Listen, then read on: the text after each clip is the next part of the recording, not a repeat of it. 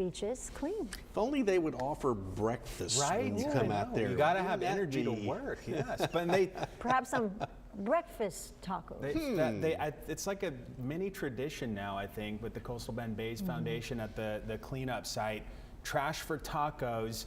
And I think I just kind of arbitrarily said, oh yeah, you get a bacon and egg taco. Yeah. And they said usually it was just egg, but they now? upped the game to bacon, egg, Ooh. and potato too. Ooh, got some potato in there too. You know, so plenty of energy if you're going to be heading out. Weather-wise, doesn't look terrible. It's going to be warm and humid. A breezy southeast wind on is Saturday morning, correct? Saturday morning. So, you know, it's just going to be that flavor of weather that we've got here for the foreseeable future. Starting to get to the time of year where the humidity going away isn't really a thing.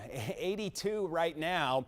Air quality is moderate still. It still has some lingering haze in the atmosphere. Winds a little breezy, gusting up to around 20 miles per hour. My eyes tonight, they're going to be out west. Look, a tornado warning showing up now near the I-10 corridor. That is not a concern for us, but I'm pointing at this because that West Texas dry line can send some activity toward Texas during the overnight hours. If it were just this out here, the dry line, I wouldn't be terribly worried, but we'll also have some upper atmosphere energy that'll support an eastward movement of those storms we were just looking at. This is the piece of energy here that will be moving over south central Texas tonight.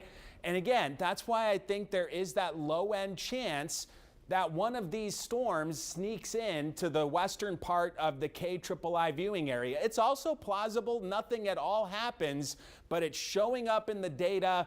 It's been showing up in our modeling for 2 straight days now. It's worth a mention, and the trend of all of this will be that as it gets to about the I-35 corridor, it's going to be weakening. So I don't think we're in line for, you know, widespread strong thunderstorms.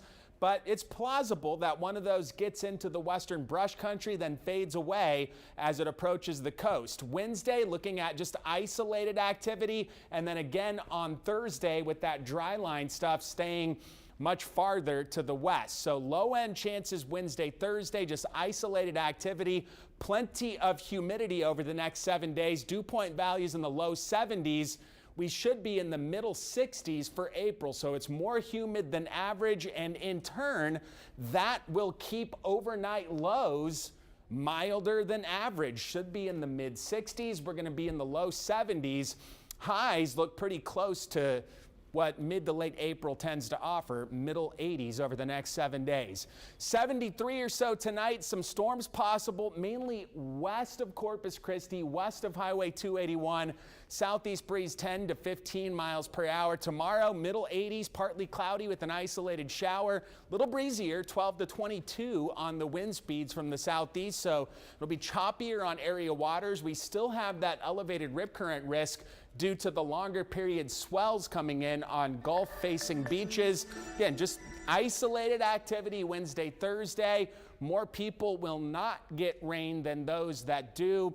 And then for the weekend, again, looking breezy, warm, and humid under a blend of sun and clouds with a little bit more wind by early next week. Some gusts up around 35. So, you know, a little bit humid, more than average on the humidity, but everything else looking, you know, pretty springy. That's a good adjective, yes. Yes. All right, Alan, thank you.